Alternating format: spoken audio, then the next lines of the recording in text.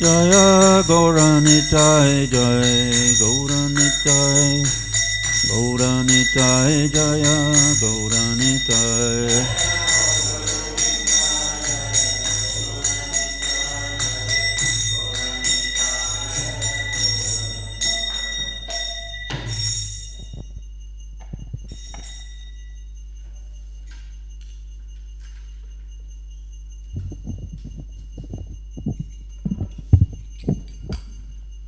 Jaya Radha Madhava Kunja Bihari Jaya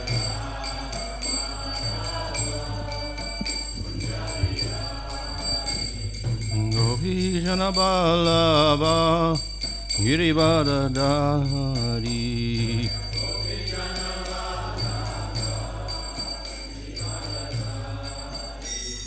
Yasoda Nandana Braja Janaranjana Yamuna Tira Vanachari Jaya Radha Madhava Kunjavi Hari Jaya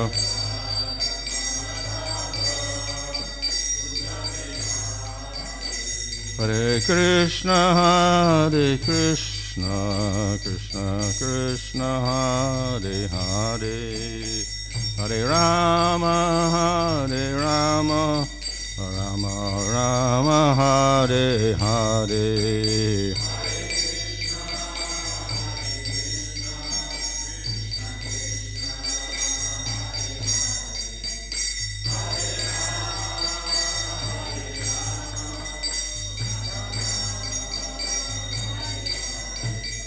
Jaya Prabhupada, Prabhupada, Prabhupada, Jaya Prabhupada.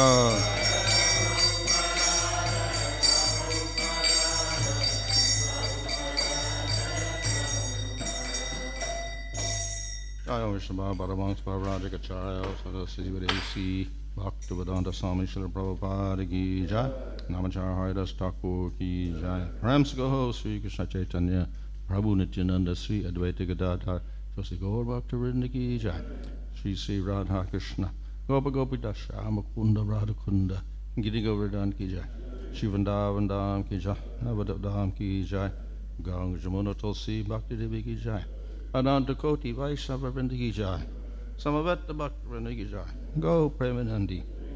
All glories to the Sam of the devotees, all glories to the Sam of the devotees, all glories to the Sam of the devotees, all glories to Sri Guru and Sri Gauranga, all glories to Srila Prabhupada. Om Namo Bhagavate Vasudevaya. Om Namo Bhagavate Vasudevaya. Om Namo Bhagavate Vasudevaya.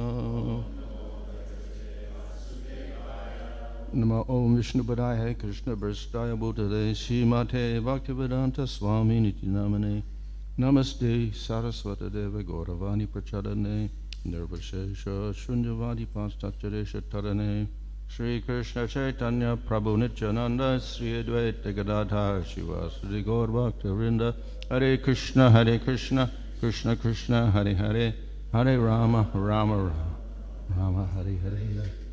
Reading from Srimad Bhagavatam Canto 3 Chapter 14 Verse 34. Titir Uvacha Name Garbam Imam Brahman Bhutanam Vrishabho Vadit Rudra Patirhi Bhutanam Yasya Karavam Anghasam.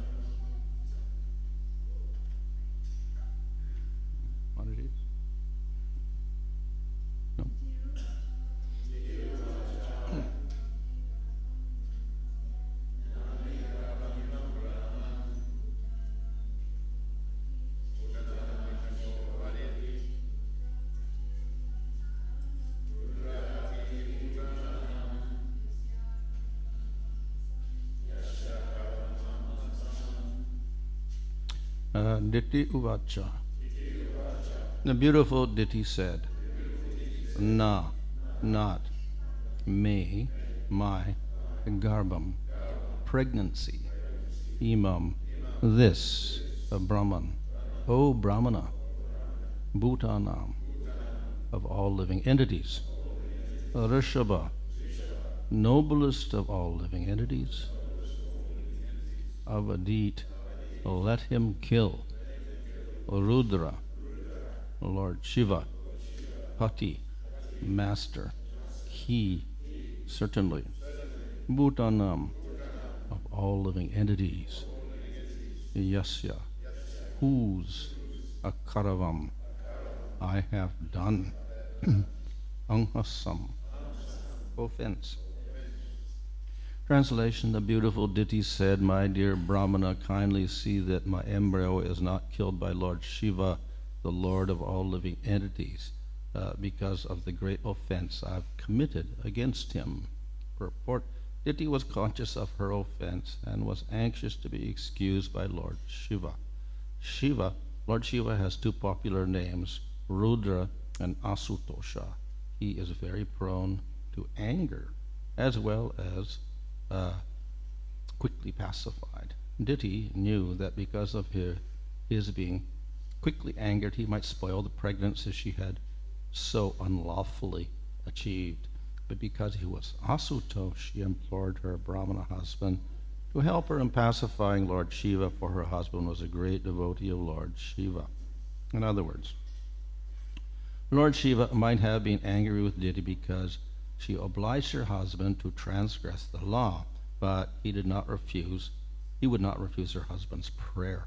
Therefore, the application for excuse was submitted through her husband. She prayed to Lord Shiva as follows.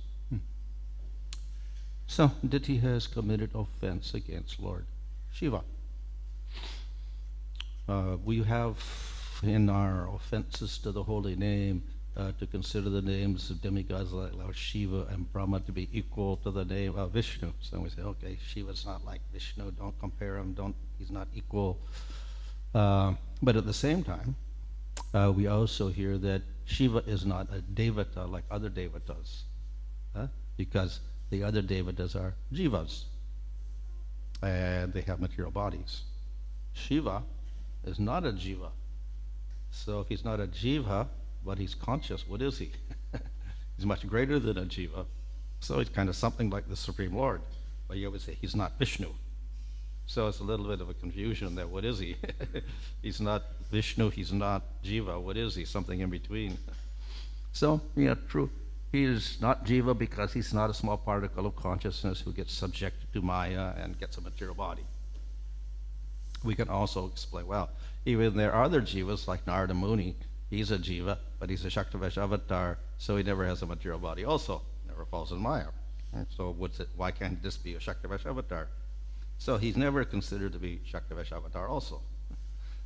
So what is he? So it's explained, for instance, in the Brahma Samhita, that he is kind of like the Lord, but he's got qualities that make him look like he's not the Lord. That's all. So the example is given in Brahma Samhita of milk and yogurt. So we know that yogurt does not come out of the cow, but milk comes out of the cow. So milk is the source, and then we put some starter in there or whatever, and it becomes yogurt. So it's something like the yogurt because it comes from the yogurt, and we just add this little bit of starter, which is also coming from the milk itself anyway. So then it's kind of like milk, derived from the milk, but yet its qualities are quite different. So Prabhupada gives the example that if you take too much milk, then you may get a stomachache. And the cure for the stomachache is to take the yogurt, which is another form of milk. So it has opposite effects on your stomach. So it's kind of like milk, but at the same time it acts differently. So this is the nature of Shiva. So he is like the milk. That means he is like Vishnu. So therefore he's not a jiva who's completely different. But at the same time, he shows different qualities. So then what qualities would make him different? we see that, for instance, the Lord manifests as Krishna, and we call him Swayam Bhagavan. He's full of all wonderful qualities. Then he may appear as Ramchandra, very, very nice, full of wonderful qualities, but we don't put him on the same level as Krishna. So we can say, well, even Ramchandra and Nrsimhadev and Vamana, they're all Bhagavan, but they show less qualities. And Krishna shows the most qualities. So then why can't we put Shiva up in the same category? Okay, he's like Krishna, but he shows less qualities. Why don't call him Bhagavan, whatever, put him in the same category. So the answer to that is that yes, he is the Supreme Lord, but he shows significantly less qualities than all the other Vishnu forms. Still, he's Supreme Lord, but with manifestation of less qualities. So we see in the Nectar of Devotion, Rupa Goswami, when he explains Krishna as the object of rasa and love, etc., he is attractive because he has 64 qualities. And it's also explained that yes, Krishna and Vishnu all the same, but Krishna manifests more qualities, and therefore we put him in the highest position. So he says, okay, Krishna has extra qualities that Vishnu doesn't have. Krishna's got 64 qualities, Vishnu's got 60 qualities. We can always argue, well, how come some gods are less perfect than other forms of God? That God's not perfect. Answer is, well, they're all one God, so they're all perfect in that sense. But in the particular form, let's say Vishnu, he does not manifest in his pastimes, whatever, the same amount of qualities that Krishna manifests. For instance, Krishna's got all these sweet qualities, and he manifests a Rasa Leela. So Vishnu never manifests a Rasa Leela. He doesn't manifest the same sweetness in his rasas. So in that sense, but they're all one, and in different forms they manifest different amounts of qualities. Then Rupa Goswami explains that Krishna has 64, Vishnu has 60, and then he says, well, Shiva manifests 55, so significantly less qualities than the Vishnu forms. Some of the outstanding aspects of Vishnu is that you take Mahavishnu from his pores, we get all the universes, millions of universes coming out of the pores like this. So he manifests all the material worlds. He's the creator of everything. Shiva does not do that. So there's a significant difference there, even though he's not a jiva. But still, as a Supreme Lord, he manifests significantly less qualities.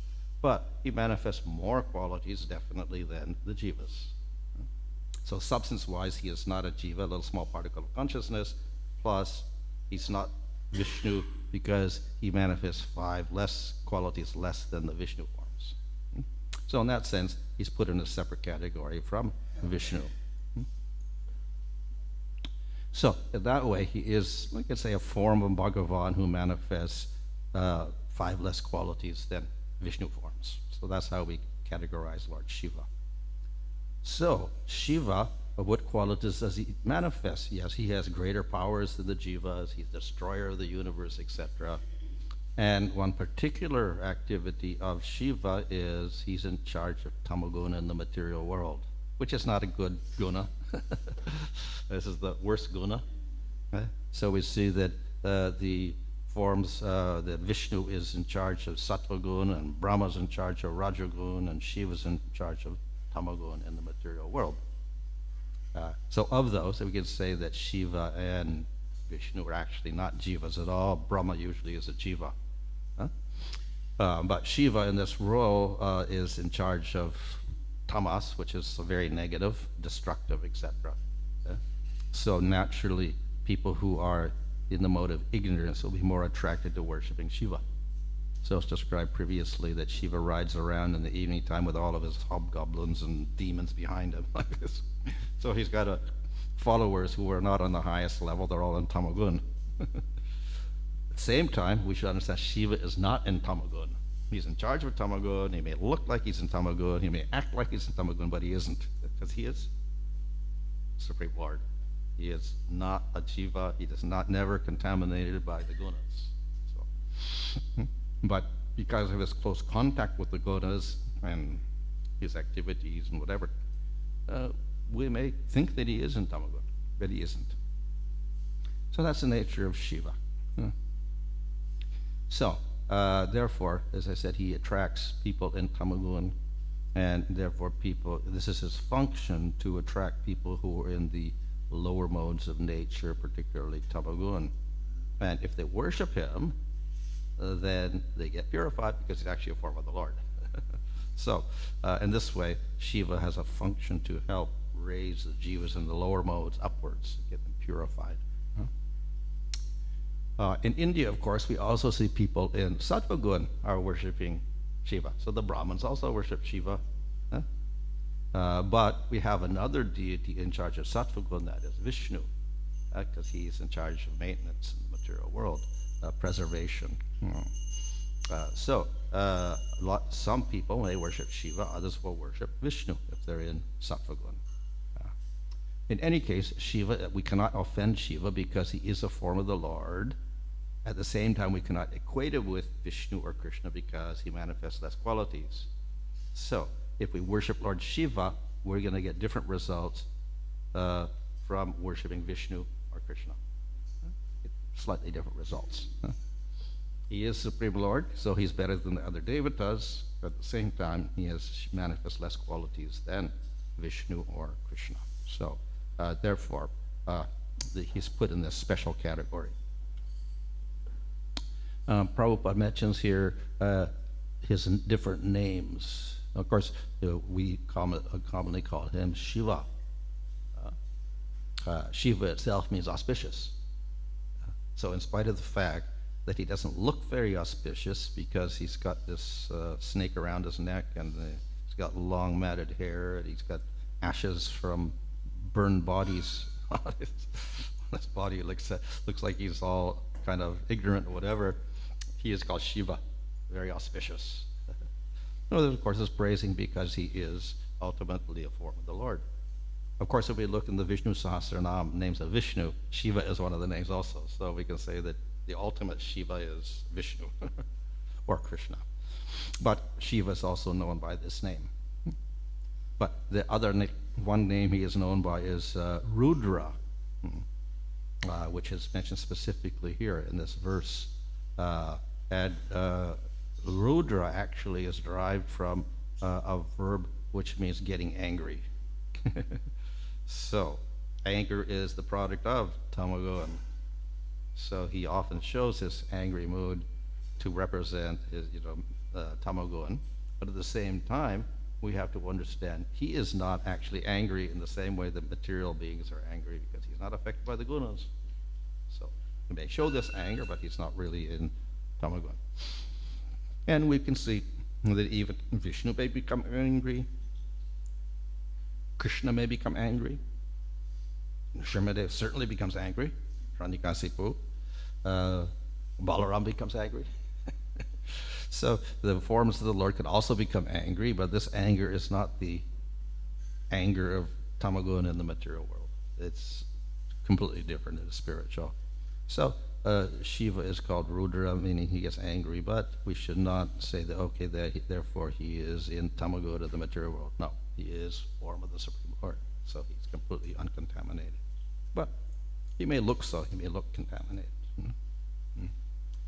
And of course, when he carries out destruction is also a quality of Tamagun. Things in Tamagun are destroyed. When things are, let's say we have a fruit, and then gradually it starts rotting away, or whatever. That's the effect of Tamagun in the material world, to rot it away. So, Shiva is in charge of the big destruction, and there's the famous, form of Shiva dancing, Nataraj, dancing away madly, and the whole universe is getting destroyed. So very famous for destruction, because he is, of course, in charge of Tamagun and destruction, whereas Brahma is for creation. So, therefore, he is got this anger, and he may display anger sometimes to different people, but we understand it's not material anger. But then his opposite quality is, as Prabhupada says, is asutosha. Tosha means pleased. Asu means very quickly. So Shiva is very quickly pleased. Of course, we can say Krishna is also pleased quickly, or Vishnu is pleased quickly, and that because of that, the bhakti process is more powerful than other processes. In fact, if you, as Ajamil simply chanted the name of Narayan to name his son, and suddenly all of his karmas disappeared. That's pretty instant pleasure of the Lord. It can't take place unless the Lord is pleased.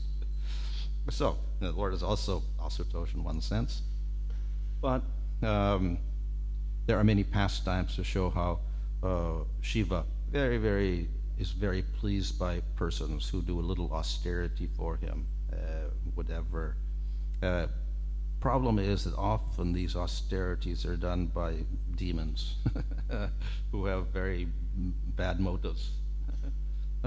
And then still Shiva, okay, he worships me, so he'll give benefit to them. One reason, of course, is because he's in charge of Tamagun. He likes to protect and nourish people in Tamagun. So even if they are Tamagun, they're doing Tamagun worship, they're Tamagun motives, still he wants to please them somehow or other. He's obliged to do that because he is the Lord of Tamagun. This is his role in the material world. So therefore he's easily pleased in the sense that even if the people are not qualified, he will give some benediction to them. Now, because the people who worship are usually in Tamagun, then they worship him for Tamagun goals, which is not very good. Tamagun goals mean destructive goals. Kill the enemy, basically. Powers to kill enemies, etc. But he often gives these goals. He has this dual nature of being angry because he's in Tamagun, but also pleased with people, particularly people in Tamagun, because he's in charge of Tamagun, so he gives them a little bit of mercy. As we see, these people worship him for material reasons. But actually he is not material, he's actually spiritual. He's not a jiva, etc. Still,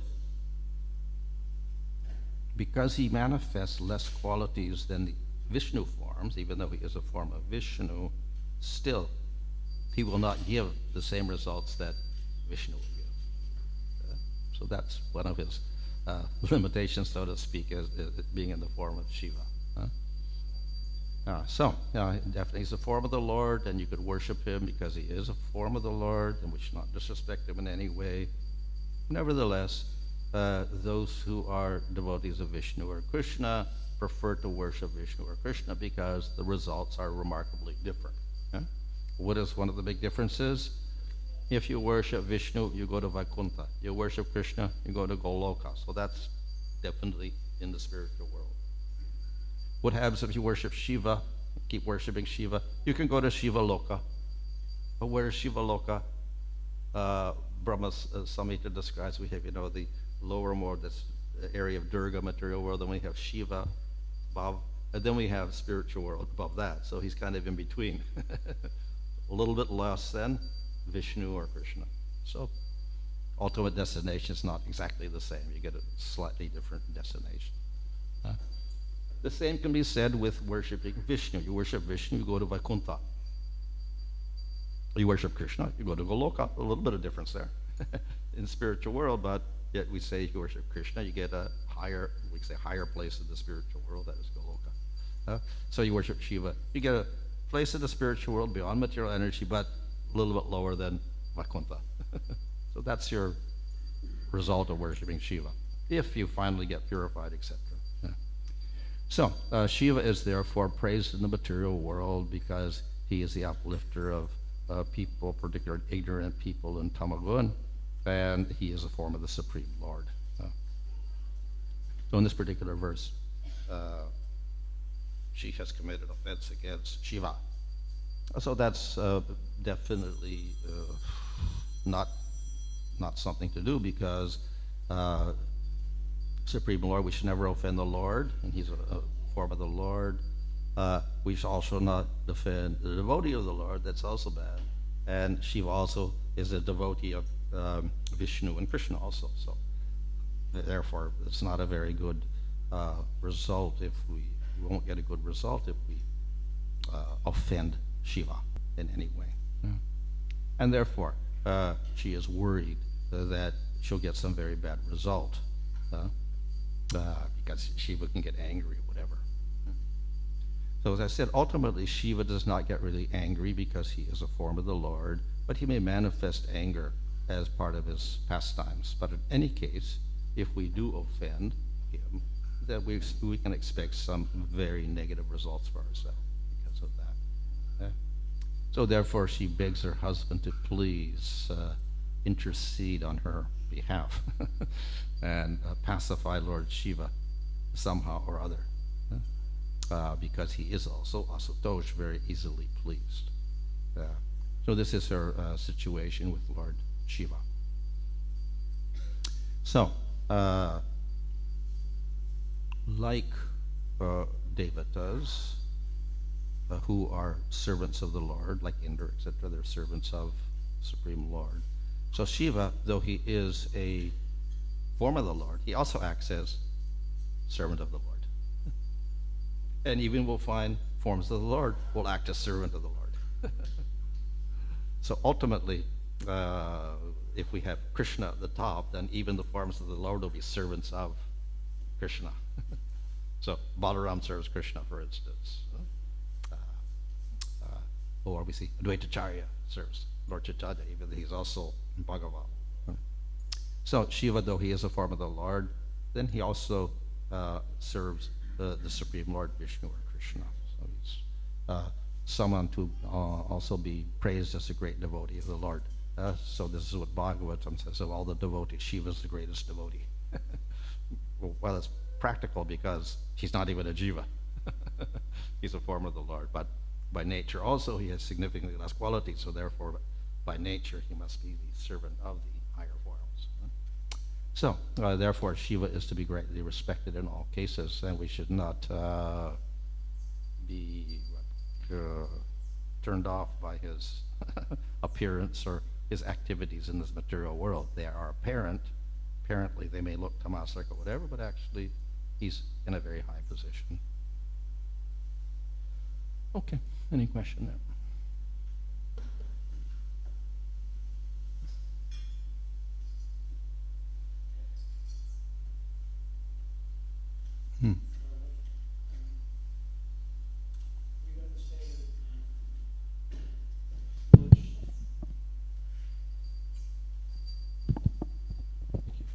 The Lord Shiva was generated from between the eyebrows of Lord Brahma when he got angry.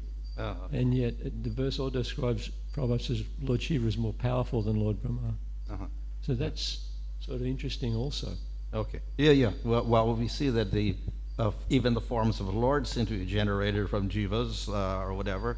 The Lord is born in the material world, or he may be born from a pillar in the case of Nrsimhadev coming out of a pillar, or Krishna is born from Vasudeva and Devaki, whatever. So these, of course, are appearances, but actually the Lord is eternal in form. Well, Shiva also is eternal, but then he may appear in different ways. So in Bhagavatam, he comes out of between the eyes of Brahma or whatever. In the Brahma Samhita, I think it's a description, he comes out of the side of Vishnu. So he could appear in different ways, but ultimately he's got a spiritual form, an eternal form. It manifests by some means within the material creation.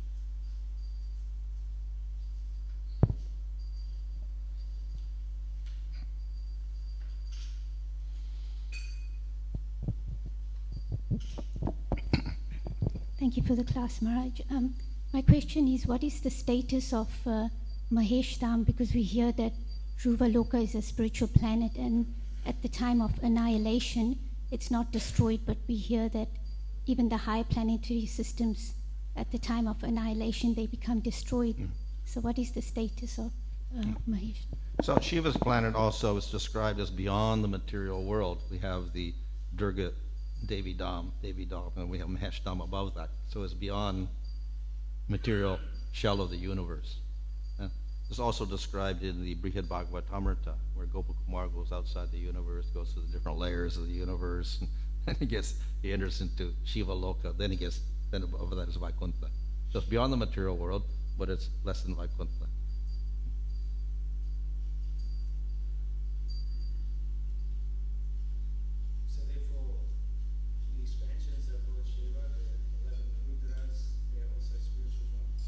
Yeah.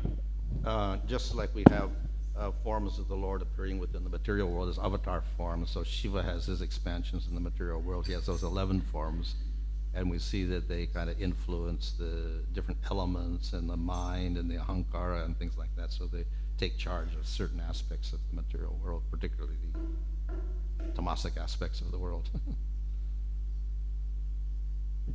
So it's not difficult for Lord Shiva because he's also in every universe. And there's billions of universes, and then within that universe he can also expand his form like that.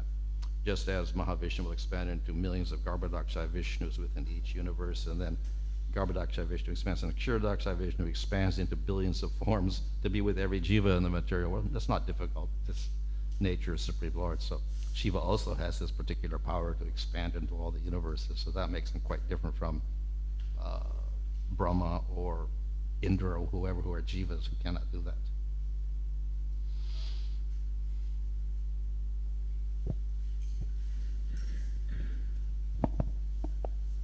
Maharaj, I've heard that if one leaves their body in Varanasi, Lord Shiva comes and whispers the holy name of Lord Ram into the departing soul's ears. Could you elaborate a little bit on that? And also, could you elaborate a little bit on Mount Kailash? Because that's sometimes said as being one of the abodes of Lord Shiva on this particular planet. Well, as for the places of Lord Shiva, just like Vishnu has his places also, we have Svetadvip within the material world, and we have Vishnu lying in the milk ocean there.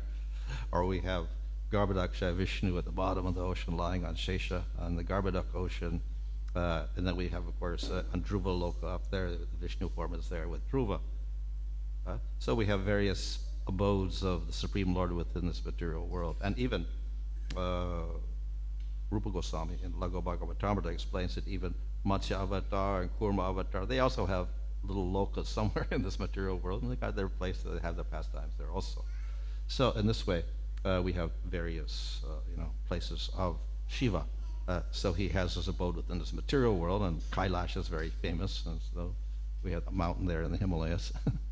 But then he has his abode in the spiritual world, kind of beyond the material world, which is like a little bit below Vaikuntha. So he can be both places. So that's his spiritual abode in the material world, this Kailash here. What's the other question? Varanasi, and if you leave your body there, Shiva comes. Yeah, so it's also famously known that Shiva is chanting the name Ram. Ram, so he's a devotee of Rama. So as I said, if you really worship Shiva nicely, then you can go to Shiva Loka, which is beyond the world, material world, so you get liberation, but you can't actually get to Vaikuntha. So but if Shiva's very merciful, then you get, and you go to Varanasi and you die there, then you hear the name of Rama, so then you can go further. You can get the spiritual world by that. So he is a form of the Lord, but he's also servant of the Lord, so he helps people who are his devotees. Okay, fine. Well,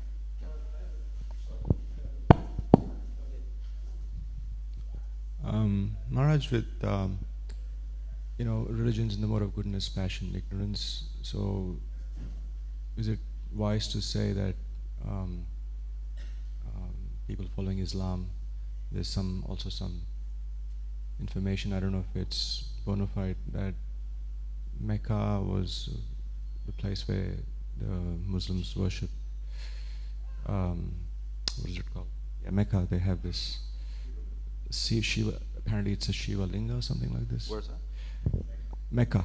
Oh, Mecca. Mecca, yeah. Well, we don't have any information in the Bhagavatam about that, obviously.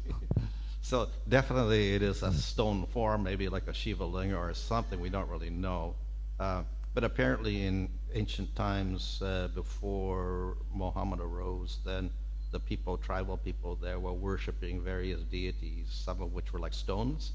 So he chose one of the stones, and that became the focal point for their worship, instead of many stones, one stone at least. Whether it's Shiva Linga or not, we don't know, but it's some sort of form. Thank you. Maharaj, I have a question that's not pertaining to this class specifically, but it seems like we have a little time left. I was wondering, I'm bewildered by the how our mind is manifest. We know the mind takes us to the next body, and it's not spiritual, it's material. Yeah. I'm wondering where the mind is located. Like we know it's not in the brain, so it's somewhere. Yeah, so the mind, of course, in terms of scripture, we have mind, intelligence, ahankara, and chitta. These are called antakarana, or the mind in a general sense of the term, are these four functional aspects. Where is it? We have there are subtle elements, so there's a subtle body. Okay? And when your body dies, physical body, gross body dies, the jiva goes out, but then the subtle body goes with the jiva. So that means your mind, intelligence, ego, etc. Not only that, but your pranas and your senses. And if you look at the story of Puranjana, when he dies, that all of these senses and pranas are going with him, the jiva, out of the body into a new body. So where are they? Well, obviously with the body somewhere here. So we can say they're kind of around the body and also penetrating the body, that subtle body.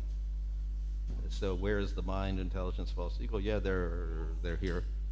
In the modern world, we think, okay, everything is the brain. The brain is where your mind and your thoughts and everything, your consciousness, everything is in the brain. The Vedic literature doesn't speak about a brain at all as being less important. And when they speak about the eye, the senses, the eye and the ear, etc., they're actually not speaking about this eye. They're speaking about that eye that goes with you birth after birth with the subtle body into the next body, next body, next body. So in other words, the senses are subtle material elements. And they go with the body also.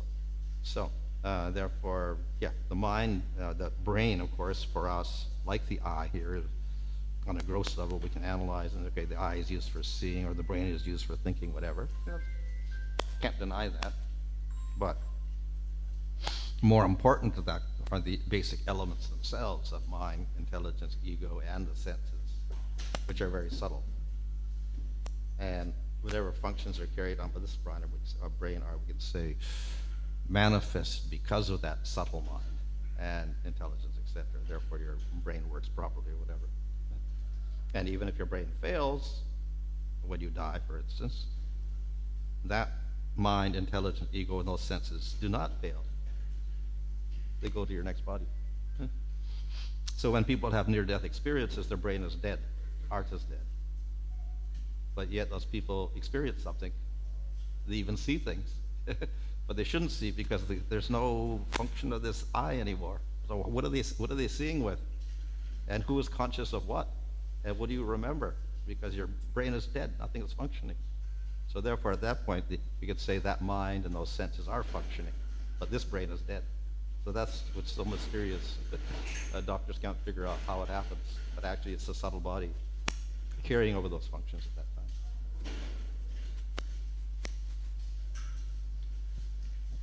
time. Okay, that's it. Oh. Maharaj, as we know, Lord Caitanya was ready to kill Madai when he wounded Nityananda. So yeah, he kind of got angry. But at the same time, we know that he came in the mood of Srimati Radharani. So my question is, does Srimati Radharani get angry so much so that she's ready to destroy someone? Wow. Well, actually, it's a little bit different because she is considered more merciful than Krishna. So that against jivas, she doesn't like to show anger. She's like the devotees are merciful, more merciful than the Lord. Yeah? So she's the best devotee, so she's the most merciful of all the devotees. So therefore, that's her role. And that's why Chaitanya Mahaprabhu himself, though he did become angry, then he stopped the anger. And he became very merciful too, Jagai Madai, because he has this other nature. Huh? But nevertheless, Radharani has a different type of anger. That's anger at Krishna. So she gets very angry at Krishna sometimes and won't see him, and then Krishna has to suffer. So but that's, of course, spiritual anger again, and where she's part of the rasa there. They have rasa, and the anger is one of the secondary rasas. But through that, then we get all sorts of pastimes, etc. But yeah, in terms of material anger, no, and even spiritual anger or whatever, generally she shows this in relation to the jivas mercy, because he's the best devotee. And that's reflected in Caitanya Mahaprabhu, and therefore he is the most merciful of avatars, even more than Krishna, because he's a combination of Krishna plus Radha, which makes him more. Krishna is also more merciful than the other forms of the Lord, but then Radha is more merciful than Krishna, and Lord Chaitanya is a combination of Radha and Krishna, so he's more merciful than Krishna also.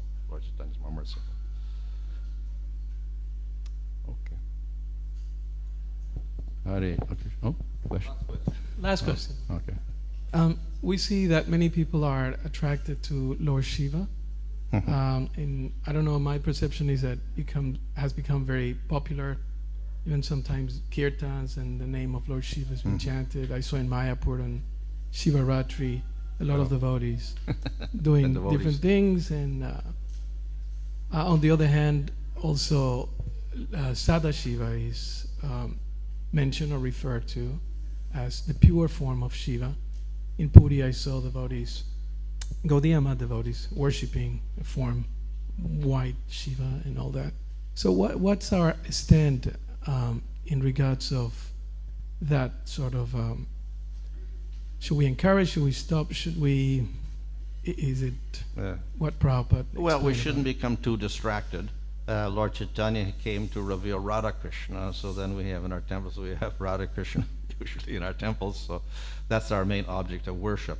That does not deny other types of worship, so in some temples we have a Ram deity or whatever, so we have different deities also. And we see in the Gaudiya Mat, I think Bhakti Vinod Thakur's place in across the river, but in Srupganj, there's a Shiva Linga there also. So there are occasional things, and also in the Yogpit, I think there is. So there are apparently different places where they have Shiva, but it's always in a very secondary position also. So our main process is that what we worship, we attain. So if you wanted to worship Shiva, then attain Shiva, fine, like you could do that. He's also a form of the Lord, but as I said, you go to a different place. And if you want to attain Krishna, then you worship Krishna. And that becomes your main object of worship. And you can worship others, but not as primary object. So always secondary, for certain reasons or whatever, but primarily we worship Krishna. Maharaj, last question. Hanuman being an expansion of Shiva, is that again bona fide? I think probably they say something like that in different places. I'm not sure. Something like that, yeah. Or son of whatever, I don't know. Not sure, but they say that Shiva took the form of Hanuman to serve Ram, but I'm not sure. Yeah, okay, fine. No question. Thank you. Okay, fine. Okay. Hare Krishna.